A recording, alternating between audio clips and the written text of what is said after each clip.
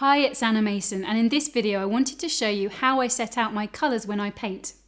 I base the arrangement on the Munsell colour wheel. Albert Munsell was a colour theorist and an art teacher who worked at the beginning of the 20th century to devise an accurate system for numerically describing colour. The reason I love his colour theory is that he based it on how we actually perceive colour, so it's a perfect fit for painting. So instead of a standard colour wheel which has 3 primaries, yellow, blue and red, and 3 secondaries, green, violet and orange, and then 6 intermediate colours between the primaries and secondaries, Munsell assigned 5 primaries, red, yellow, green, blue and purple, with 5 secondary colours between them, creating an equal progression around the wheel in consistent steps of colour change. The result is that red and yellow are closer together with less steps between them, and blue and red are further apart with more steps between them, which reflects much better how we see them. So let's look at how my paints can be made to fit into the Munsell colour wheel. We can see that they all fit into the circle except for my neutral paints, which we can locate in the centre.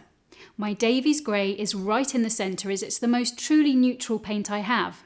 Then the other 3 neutrals are located at their relevant area of the colour wheel. Payne's Grey is near blue, Burnt Sienna near a red, and Yellow Ochre near a yellow. You can download this colour wheel of my paints as a PDF underneath this video.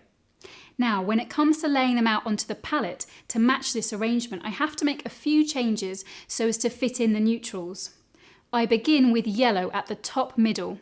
I actually have 2 of exactly the same yellow, Winsor Lemon, which is pigment PY175. One I'll mix with my red colours off to the left, and the other I'll mix with the greens and blues off to the right. Yellow is such a light colour that this way I'll minimise the chance of any red getting into a green mix or any green getting into an orange mix. Then I've fitted in the neutrals, including my white, along the bottom between the blue and the violet.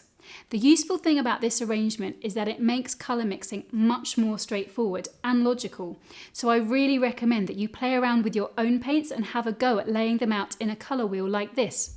Remember, you're not going to improve unless you paint, so schedule your colour wheel session right now. I hope you found this video helpful and I'll see you soon.